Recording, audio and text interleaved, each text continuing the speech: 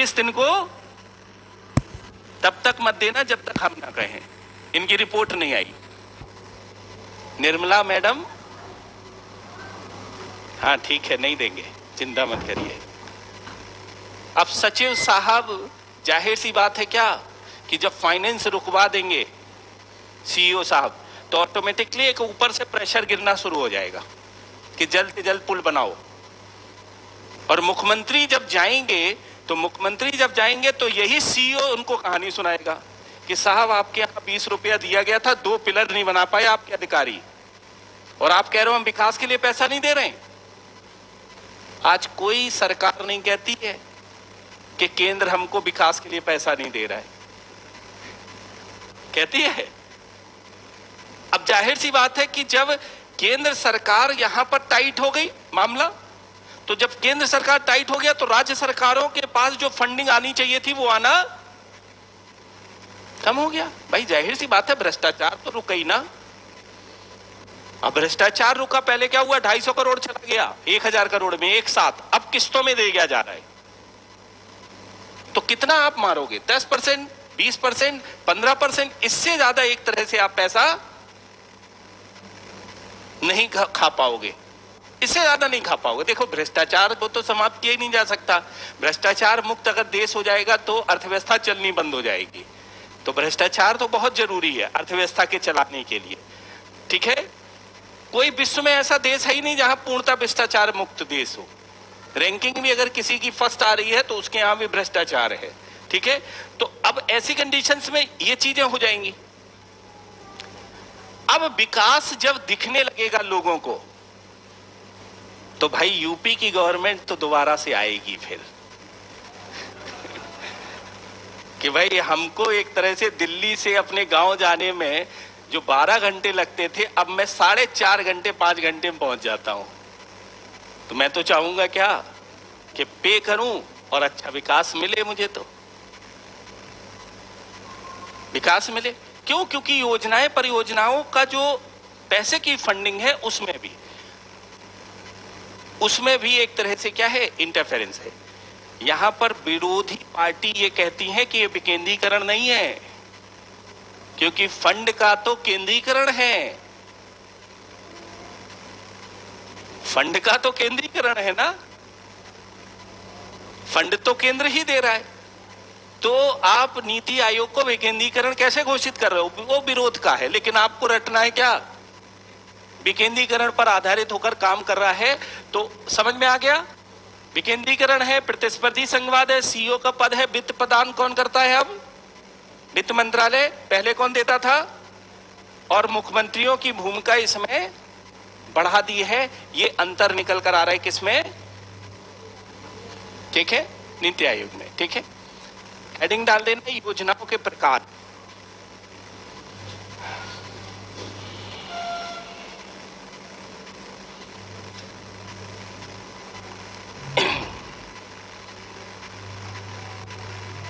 योजनाओं के प्रकार।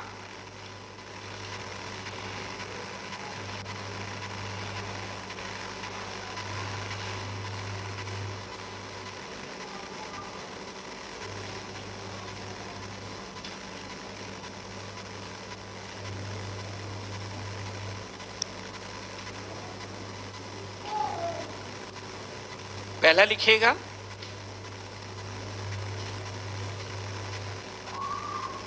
पहला आदेशात्मक नियोजन। आदेशात्मक नियोजन, आदेशात्मक नियोजन, यह एक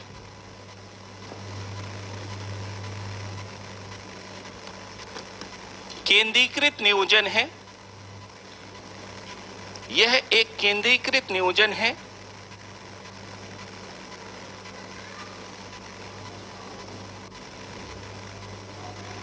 जिसमें योजनाओं को बनाने का कार्य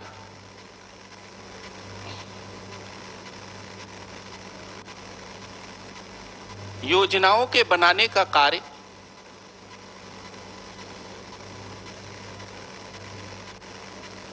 एक केंद्रीय संस्था के द्वारा एक केंद्रीय संस्था के द्वारा किया जाता है,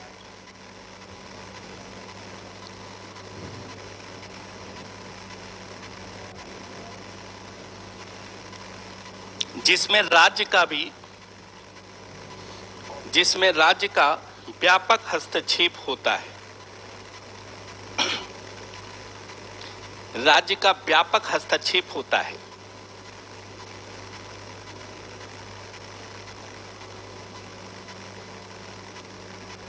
दूसरा आदेशात्मक नियोजन, दूसरा निर्देशात्मक नियोजन, निर्देशात्मक नियोजन।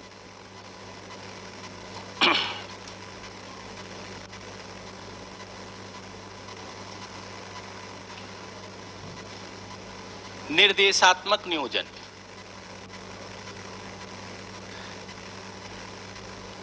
लिखिएगा। यह एक विकेंद्रीकृत नियोजन होता है। यह एक विकेंद्रीकृत में राज्य एवं सरकारी संस्थाओं का विकेंद्रीकृत नियोजन होता है,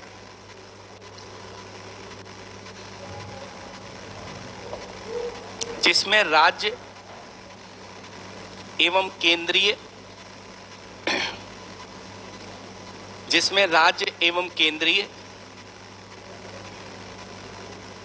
संस्थाओं का अप्रत्यक्ष एवं सांकेतिक हस्तक्षेप होता है। अप्रत्यक्ष एवं सांकेतिक हस्तक्षेप होता है। हस्तक्षेप होता है।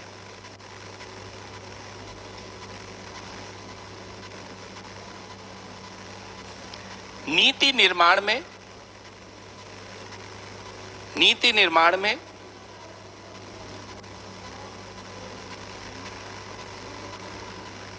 विकेंद्रीकरण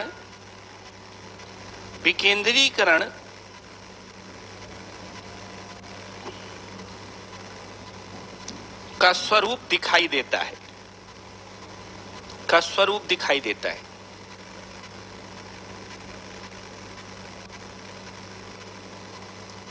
तीसरा है संरचनात्मक नियोजन।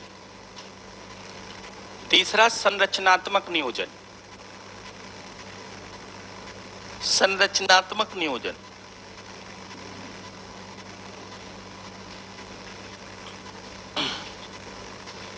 संरचनात्मक नियोजन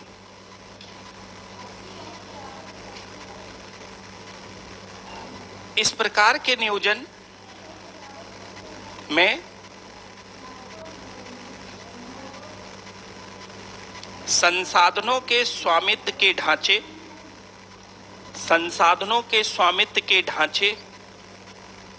इस प्रकार के नियोजन में संसाधनों के स्वामित्व के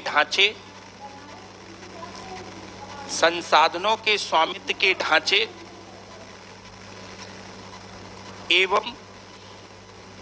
एवं संस्थागत व्यवस्था में आमूलचूल परिवर्तन होता है।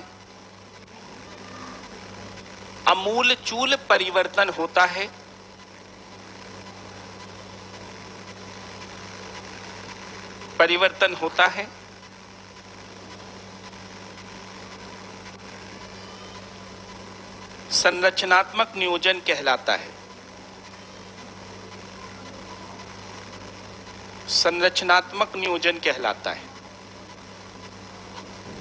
जैसे राष्ट्रीयकरण बैंकों का किया गया था ना, राष्ट्रीयकरण।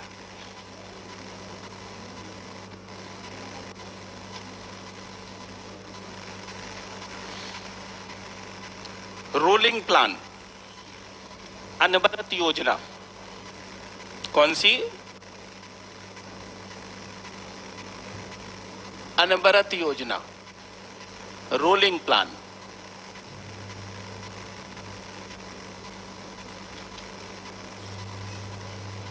हाँ, नेक्स्ट योजना।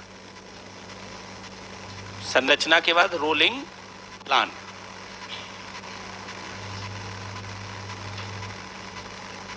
दीर्घकालिक उद्देश्यों को प्राप्त करने के लिए, दीर्घकालिक उद्देश्यों को प्राप्त करने के लिए, उद्देश्यों को प्राप्त करने के लिए, उद्देश्यों को प्राप्त करने के लिए अल्पकालिक लक्ष्यों, अल्पकालिक लक्ष्यों के लिए जब योजना बनाई जाए, उद्देश्यों को प्राप्त करने के लिए अल्पकालिक लक्ष्यों के लिए जब योजना बनाई जाए तो उसे रोलिंग प्लान कहा जाता है, तो उसे रोलिंग प्लान कहा जाता है। रोलिंग प्लान को 1978 ईस्वी में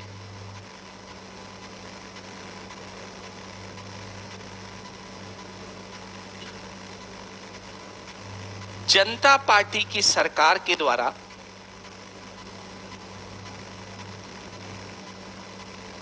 जनता पार्टी की सरकार के द्वारा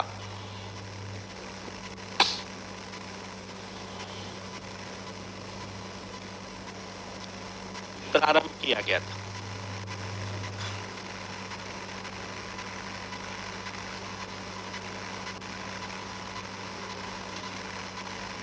अब केंद्रीय विकेंद्रीकरण नहीं दिखा रहा हूं, वो आपको पता ही है, ठीक है। केंद्रीय विकेंद्रीकरण तो विकेंद्रीकरण समझते हैं ना, शक्ति का हस्तांतरण। केंद्र अपनी शक्ति दे किसको? राज्य अपनी शक्ति दे किसको? जिले को। जिला अपनी शक्ति दे तहसील को। तहसील अपनी शक्ति दे और विकास चलेगा, ठीक है। शक्ति का हस्तांतरण अर्थात नीति बनाई जाएगी जब शक्ति का हस्तांतरण होगा नीचे के स्तर पर। नीचे के स्तर पर नीति बनाई जाएगी। नीति बनाने का कार्य कहां होगा? नीचे के स्तर पर। और इससे विकास कहां जाएगा? नीचे से ऊपर की ओर विकास दिखाई देगा। 15 लाख आते हुए, ठीक है। नीचे से विकास कहां? ऊपर दिखाई देगा और शक्ति का हस्तांतरण होते हुए दिखाई देगा। तो शक्ति का हस्तांतरण नीचे के स्तर पर नीति बनाई जाएगी, ग्राम के स्तर पर, गांव के स्तर पर। गांव का विकास होगा, तहसील का विकास होगा, जिले का विकास होगा, राज्य का विकास होगा और केंद्र का विकास होगा, ठीक है। विकेंद्रीकरण। जनता पार्टी इसी पर केंद्रित होकर काम करती रही है, ठीक है। और केंद्रीकृत में केंद्र अपनी सारी नीतियों को लागू करेगा। विकेंद्रीकरण में नीतियां बनेगी कहां? नीचे के स्तर पर, ठीक है। और विकेंद्रीकरण में कहां से? ऊपर से सारी चीजें नीचे क्रियान्वित की जाएंगी, ठीक है। इनसे पूछा जाएगा, इनसे सारी चीजें की जाएंगी, इन्हीं से सब चीजें। शुरुआत में तो हमने इतना विकेंद्रीकरण कर दिया था कि इनको अपने रिसोर्सेस तक अर्थात संसाधन तक जुटाने की छूट दे दी गई थी। इसीलिए पहले क्या होता था, आपने देखा होगा कि ग्राम सभाएं चुंगी लगा देती थी। देखा होगा कि ग्राम सभा चुंगी वसूलती थी, ये सब क्योंकि इनको संसाधन तक जुटाने की छूट दे दी गई थी। लेकिन उसमें वाद विवाद बढ़ना शुरू हो गया क्योंकि बाहुबली चुंगी पर अधिकार करते थे और जबरदस्ती एक तरह से जब ग्रामीण जनता से चुंगी लिया करते थे तो दूसरा बाहुबली गांव का खड़ा हो जाता था हथियार लेके, अच्छा तुम चुंगी लोगे। तो वो एक समस्या पैदा करता था, इसीलिए उस सिस्टम को हटाया गया कि नहीं ये तो एक तरह से गड़बड़ है, शिकायत प्रशासन ज्यादा करने लगा कि इसके कारण से क्या होता है, अवैध वसूली भी होती है और सारी चीजें अवैध हो रही है। ठीक नहीं है, वित्त का तो केंद्रीकरण रहना चाहिए। ठीक है, तो एक तरह से क्या है, विकेंद्रीकरण के रूप में ये काम करता है। तो विकेंद्रीकरण आपको पता ही है, ठीक है, तो उसके बताने की जरूरत है नहीं। केंद्रीय संस्था, केंद्रीकृत नियोजन क्या हो गया, केंद्रीय संस्था जैसे योजना आयोग केंद्रीकृत पर काम करता था, ऊपर से नीचे नीतियां बनाने का काम करता था। ठीक है, आदेश और निर्देश में अंतर, आदेश बाध्यकारी होता है, निर्देश बाध्यकारी नहीं होता है। तो जब प्यार से समझाया जा रहा है, लिखा हुआ है कि निर्देशानुसार, तो आपकी मर्जी है, आप उसका उल्लंघन कर दो। लिखा रहता है कि निर्देशानुसार वनाधिकारी आगे बाघ चीते हैं, तो आपको एक चेतावनी दी गई है, अगर आपको लगता है तो जाइए, भोजन बनने की एक इच्छा है तो जाइए। लेकिन अगर उसमें लिखा है आदेशात्मक, तो आदेशात्मक क्या है, बाध्यकारी है। तो सरकार जब नीति केंद्रीय संस्था बना रही है तो केंद्रीकृत नियोजन का ही एक रूप है आदेशात्मक नियोजन, जिसमें कुछ पॉलिसी को इंप्लीमेंट करना अनिवार्य कर दिया जाता है कि जब पॉलिसी बनाई जाएगी तो आपको इसको करना ही करना है। जैसे 40% देना ही देना है PSL के लिए, ठीक है, तो निर्देशात्मक नहीं है वो, देखा जाए तो आदेशात्मक नियोजन है। लेकिन RBI कहता है कि मैं कभी आदेश नहीं देता हूं बल्कि निर्देश देता हूं। ठीक है, ये शर्त है, लेकिन आपको माननी पड़ेगी। तो इस तरह का नियोजन क्या कहलाता है, इस तरह का नियोजन कहलाता है आदेशात्मक और निर्देशात्मक नियोजन। तो आदेश बाध्यकारी है, निर्देश बाध्यकारी नहीं है। ठीक है,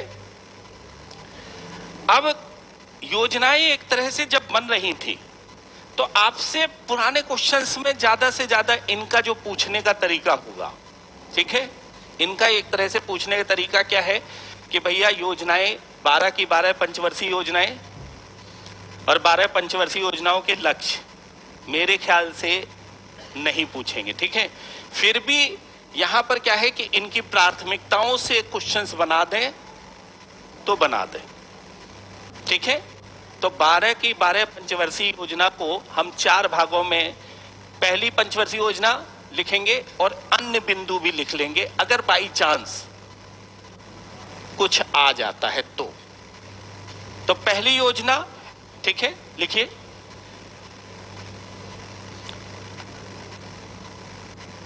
पहली योजना 1951 से 56,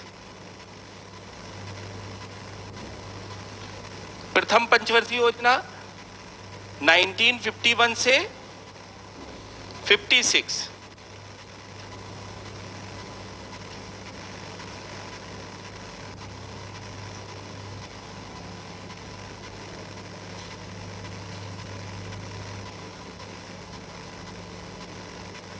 लिखिएगा। प्राथमिक क्षेत्र है, प्राथमिक क्षेत्र, इसमें लिखिएगा कृषि, बिजली और सिंचाई, कृषि, बिजली और सिंचाई पर बल दिया गया,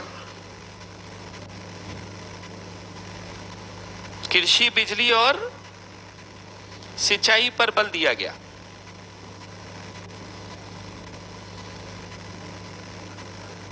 लक्ष्य की दर रखी गई थी 2.1%, प्राप्ति हुई, प्राप्ति वृद्धि दर 3.6, प्राप्ति वृद्धि दर 3.6। और एक अन्य बिंदु में एक पॉइंट लिख लीजिएगा, अन्य बिंदु में लिख लीजिएगा पॉइंट,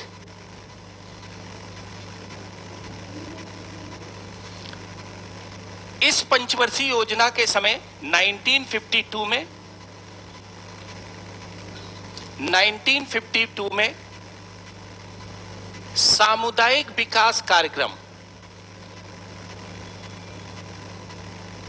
सामुदायिक विकास कार्यक्रम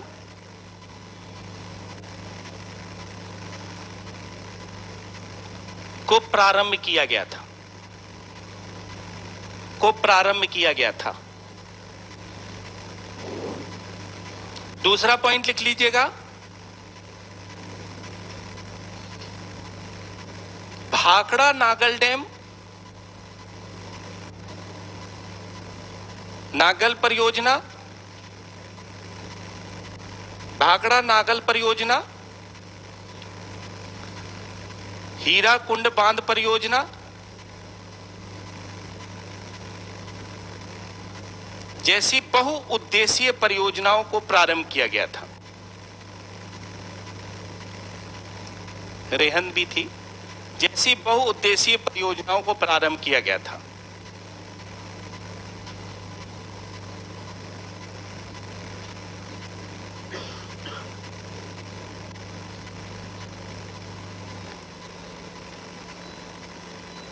ठीक है, पहली पंचवर्षीय योजना हो गई।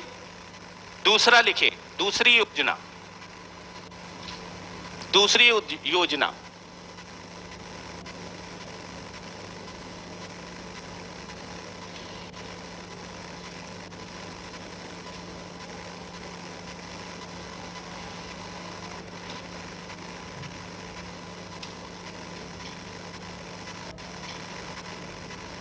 (1956 से 61) 1956 से 61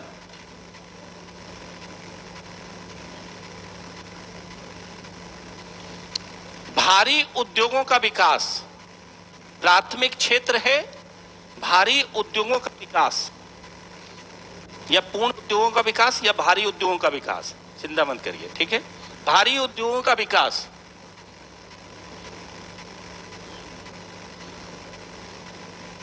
भारी उद्योगों का विकास लक्ष्य 4.5%, लक्ष्य 4.5%, प्राप्ति हुई 4.2%, 4.2%। इसमें लिखिएगा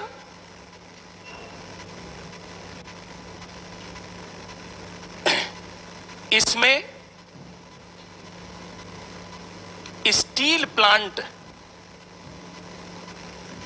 खोले गए,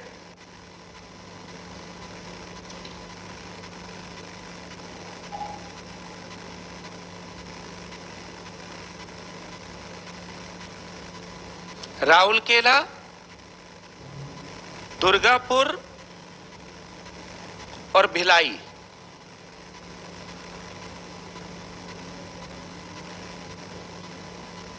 जर्मनी के सहयोग से था। ये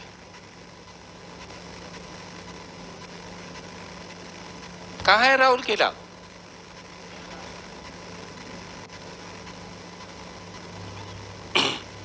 दुर्गापुर ब्रिटेन के सहयोग से खोला गया था।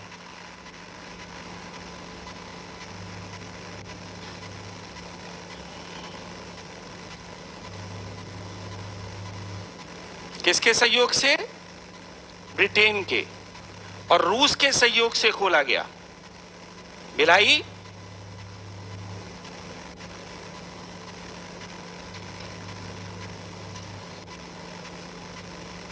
तीन स्टील प्लांट यहां पर एस्टैब्लिश किए जा रहे हैं। नेक्स्ट लिखिएगा तीसरी पंचवर्षीय योजना, तीसरी पंचवर्षीय योजना 1961 से 66 तक, 1961 से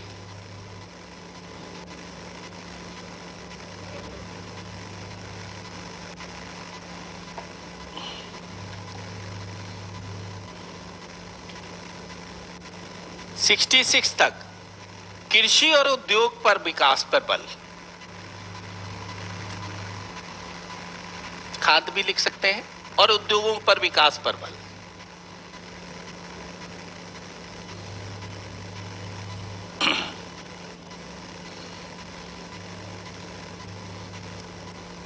लक्ष्य है 5.6%। 5.6%।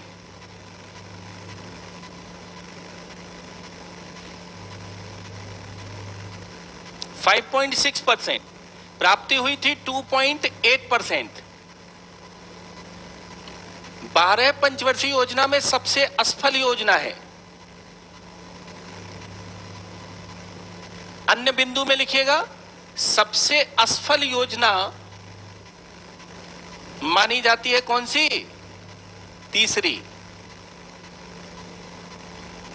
क्योंकि भारत चीन युद्ध और भारत पाकिस्तान युद्ध दो में उलझ गया था।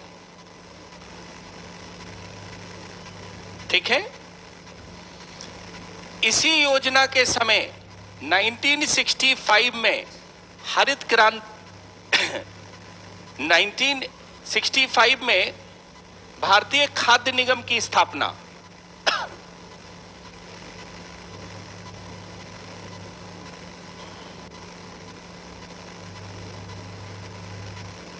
भारतीय खाद्य निगम की स्थापना 1965 में कृषि लागत एवं मूल्य आयोग की स्थापना।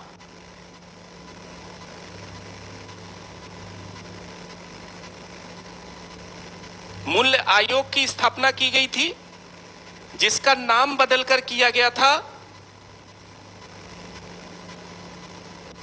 1985 ईस्वी में। नाम बदला गया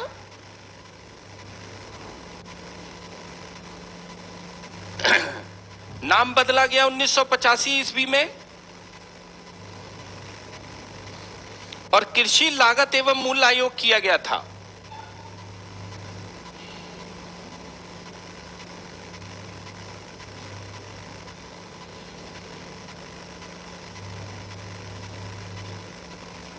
कृषि लागत एवं मूल्य आयोग किया गया।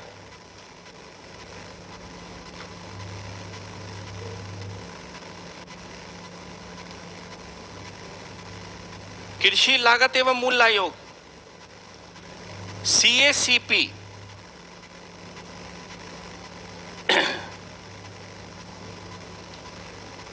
ठीक है। और CACP ही न्यूनतम समर्थन मूल्य MSP को जारी करता है। ये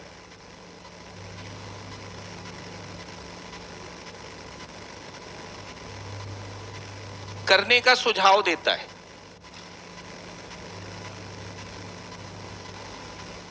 एग्रीकल्चर में इसकी चर्चा कर लेंगे फिर। ठीक है।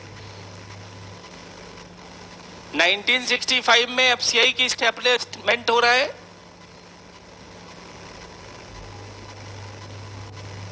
नाइनटीन 1965 में ही क्या बन रहा है? कृषि मूल्य आयोग।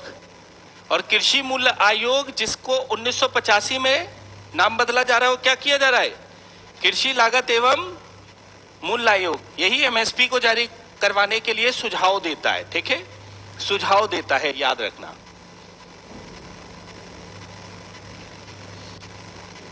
चौथी पंचवर्षीय योजना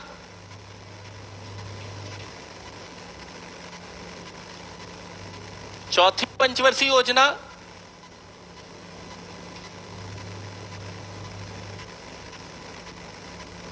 1969 to 74 1969 to 74 लक्ष्य रखा गया था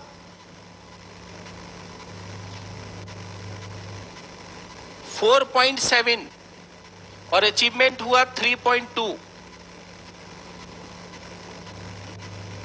इसको कर दूं साफ।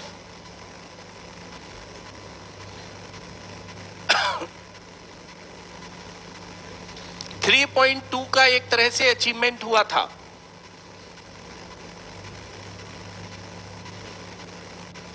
अन्य बिंदु में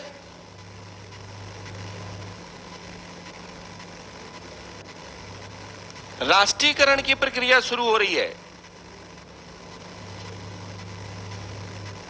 देखो, राष्ट्रीयकरण की अगर प्रक्रिया को अगर हम देखें, ठीक है, तो पहला राष्ट्रीयकरण आरबीआई का किया गया था 1949 में, फिर एसबीआई का किया गया 1955 में। ठीक है, ये पार्सली नेशनलाइजेशन है।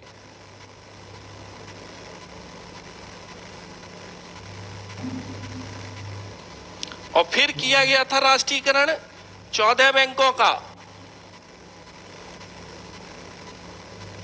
कब?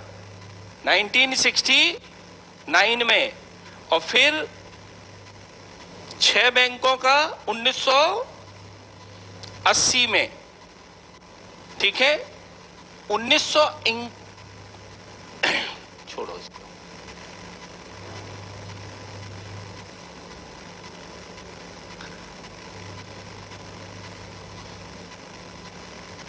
कृषि और रोजगार है इसका 5.7 और 3.2। 1971 में परिवार नियोजन कार्यक्रम,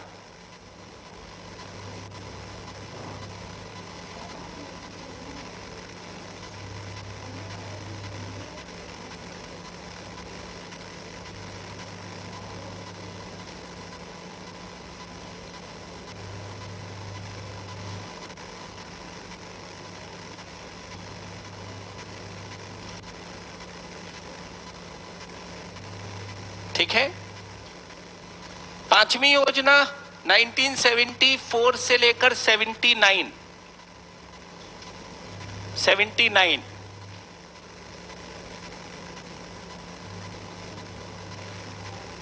गरीबी उन्मूलन और आर्थिक विकास और आत्मनिर्भरता।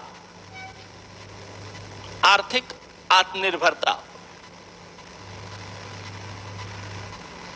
4.4 का लक्ष्य रखा गया और 5%।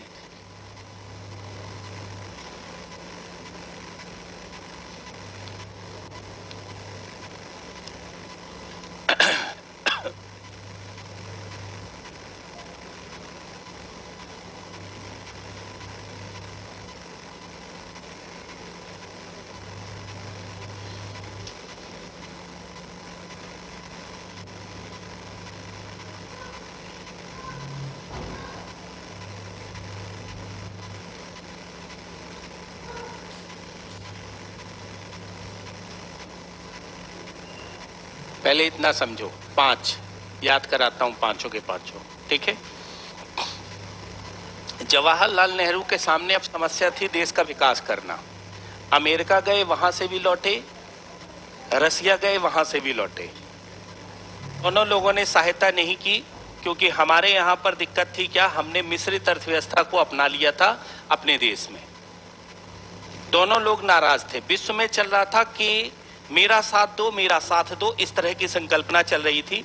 और भारत ने एक तरह से गुट निरपेक्षता की नीति लाकर यह बता दिया कि हम किसी गुट में शामिल नहीं होना चाहते हैं। और ऐसी स्थिति में मिश्रित अर्थव्यवस्था जब अपनाई तो रसिया भी नाराज, और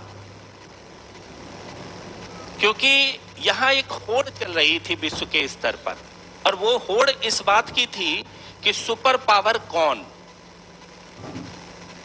रसिया कह रहा था जापान ने सरेंडर मेरे कारण से किया, और अमेरिका कह रहा था सरेंडर किसके कारण से किया, ये सरेंडर मेरे कारण से किया। वो कह रहा था कि एटम बम गिराया इसलिए सरेंडर किया, इसलिए सुपर पावर विश्व में मैं। रसिया कह रहा था तुम्हारे एटम बम से अगर समर्पित करना होता उसको तो वो 6 तारीख को ही कर दिया होता, 6 अगस्त को ही। 9 अगस्त का इंतजार क्यों करते वो? अरे 9 अगस्त को हमारी जो सेना थी जापान के हेडक्वार्टर पर 3 घंटे में कब्जा करने वाली थी, इसलिए समर्पण कर दिया हमारे भय से। ये आपकी गलतफहमी है कि वो समर्पण आपकी वजह से किया गया। और अगर मेरी सेना वहां हेडक्वार्टर के नजदीक ना होती तो कभी भी ये सरेंडर नहीं होता। 100% हम 3 घंटे में कब्जा करने वाले थे। सरेंडर करके वो उन्होंने ही अपना बचाव किया है। नतीजा ये था कि सुपर पावर कौन? रसिया सोच रहा था कि भारत, क्योंकि समाजवाद का देश के समर्थक ज्यादा लोग थे और समाजवाद के समर्थक के ज्यादा लोग थे भारत में, इसलिए लग रहा था कि हमारा समर्थन। नतीजा जब दोनों जगह से लौटे तो विकास करना था। तो जवाहरलाल नेहरू ने अपनी ऑटोबायोग्राफी में लिखा है क्या कि मैं चाहता हूं कि देश इतना मजबूत हो जाए कि विश्व के लोग जब मशीनें बना रहे होंगे तो हम रोटियां बना रहे होंगे, हमारे पास गेहूं होगा, खाद्यान्न होगा। वो मशीनों की कीमत मांगेंगे, हम गेहूं की कीमत मांगेंगे और हम सबसे संपन्न देश हो जाएंगे विश्व में भविष्य में, अगर मैंने कृषि का विकास पर काम करना शुरू कर दिया। अनपढ़ थी जनसंख्या और अनपढ़ थी जनसंख्या तो जाहिर सी बात है कि कृषि, अब उनको थोड़ी ना पता था कि जनसंख्या खुद इतनी बढ़ा लेंगे ये कि अपने खाने के ही लाले पड़ जाएंगे। उस हिसाब से तो बहुत ज्यादा था देश। नतीजा यह हुआ कि पहली पंचवर्षीय योजना फोकस की गई किस पर? कृषि के विकास पर। भाई गाना भी चल रहा था, जिस देश में सोना उगले उगले हीरे मोती।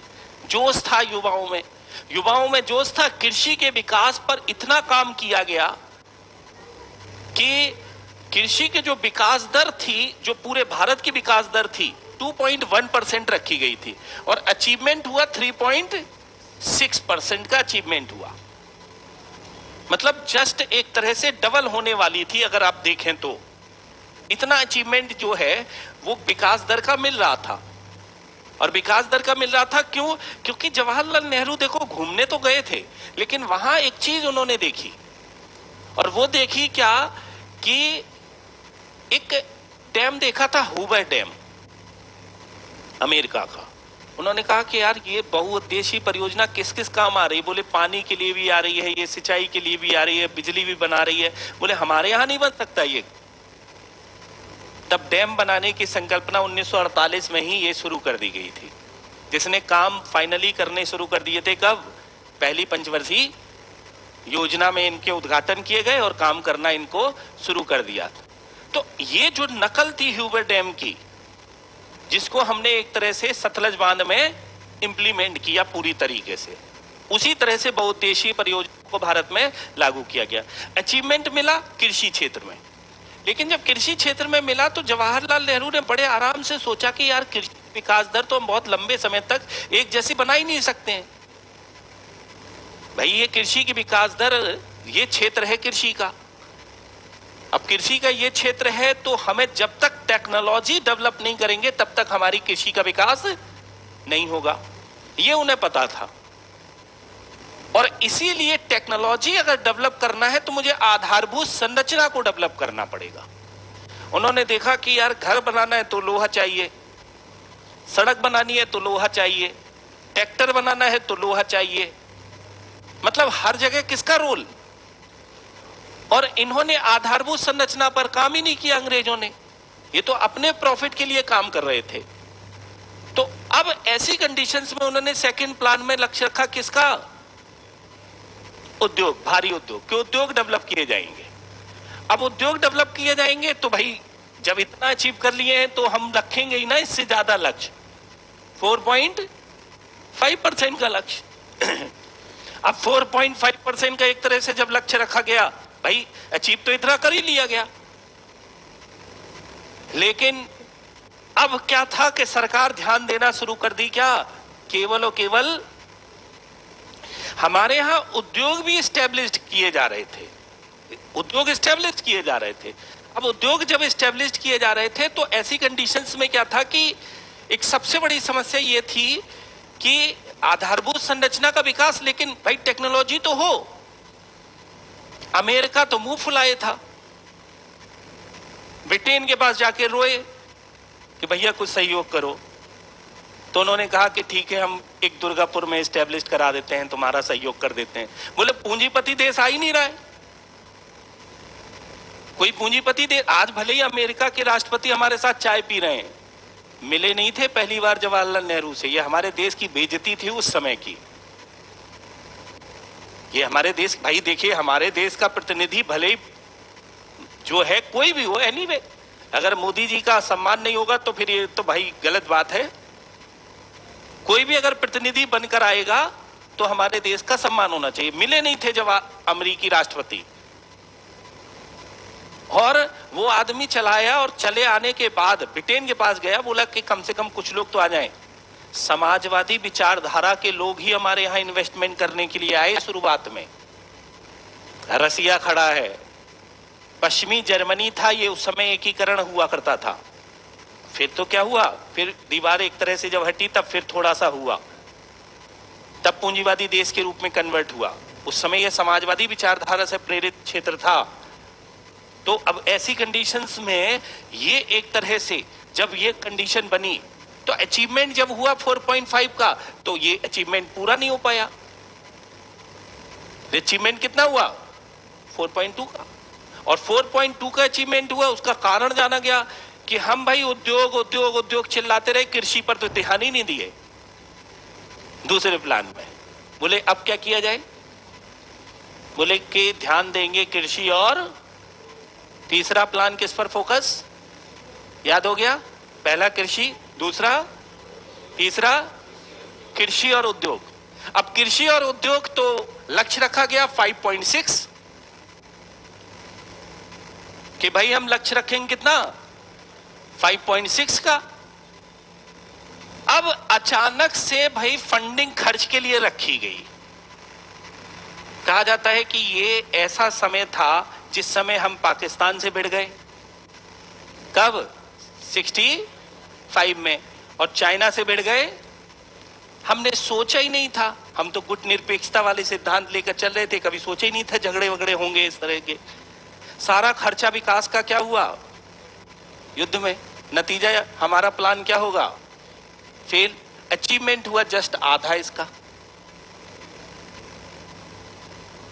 ये 2.8 भी इसलिए प्राप्त हो गया कि हमने पीछे के स्तर पर आकर, एक्चुअली में जो हरित क्रांति की शुरुआत थी ये 1961 में ही करनी शुरू कर दी थी हम लोगों ने, जिसमें हमने 7 जिलों में हरित जिला कृषि कार्यक्रम चालू किया था। हरित जिला कृषि कार्यक्रम एक तरह से हमने शुरू किया था 7 जिलों में। यही सक्सेसफुल जब प्लान हुआ तब फिर हमने 1966-67 में क्या किया था, हरित क्रांति की शुरुआत की। तो शुरुआत तो एक तरह से देखा जाए तो 7 जिलों में 1961 में हो गई थी हरित क्रांति, अगर देखा जाए तो प्रारंभिक स्टेज, लेकिन उसको नाम नहीं दिया गया था तब। तो ये अचीवमेंट भी हम इसलिए प्राप्त कर पाए क्योंकि कृषि की विकास दर इस समय भी अच्छी थी। जैसे कोविड के समय में क्या हुआ था, हमको बचा ले गया कृषि, नहीं तो हमारे यहां मंदी थी, कृषि बचा ले गई। और कृषि इस समय भी बचा ले गई विश्व के स्तर पर, और विश्व के स्तर पर ये बचा ले गई। गिरे, अब गिरे थे तो ऐसी कंडीशंस में 1966 तक आकर हम लोगों को और भी झटके लग रहे थे। लाल बहादुर शास्त्री, ठीक है, मतलब राजनीतिक अस्थिरता। और इंदिरा गांधी को कहते थे लोग गूंगी गुड़िया, ठीक है, क्या कहते थे, गूंगी गुड़िया, बोलती नहीं थी। पंत साहब ज्यादातर बोलते थे गूंगी गुड़िया है ये, गूंगी गुड़िया है। अब गूंगी गुड़िया है उसको लोग कह रहे थे कि बागडोर दे दो कांग्रेस की, कांग्रेस नेतृत्व खो रहा था, अब बागडोर दे दो। तो ऐसी कंडीशंस में गूंगी गुड़िया वाली छवि तो तोड़नी थी ना, ठीक है, आयरन लेडी तो बननी था, जाहिर सी बात है। 1969 में सत्ता संभाली, 67 में ही सत्ता संभाल के एक तरह से काम करना शुरू किया, और 79 तक आते आते अच्छी तरीके से। लेकिन 3 साल उस समय राजनीतिक अस्थिरता, भुखमरी भी है, अकाल भी चल रहे हैं। 1966 से लेकर 69 तक हमने कोई योजना नहीं बनाई तीसरे के बाद। 3 साल योजना का अवकाश है। कितने साल, 3 साल योजना का अवकाश है। कितने साल, 1966 से लेकर 69 तक योजना के अवकाश के नाम से इसे जानते हैं। अब जब योजना का ये अवकाश है, इस समय कोई योजना नहीं बन पा रही है, उसका रिजल्ट ये हुआ, अकाल भी है, भुखमरी भी है, लेकिन कृषि पर हम काम करना शुरू कर दिए थे, थोड़ा बहुत विकास दर मिल रही थी। ऐसा नहीं था हमने कृषि पर योजनाएं नहीं बनाई, छोटी छोटी योजनाएं बना रहे थे उस समय। और छोटी छोटी योजनाएं बनाते थे, लेकिन 1969 में इंदिरा गांधी आई, बोला योजनाएं बनाओ। अब गिर गए थे तो उठे कैसे? तो लक्ष्य रखा गया उठने के लिए, क्या तभी उठ सकते हैं जब आत्मस्फूर्त हो। किससे? आत्म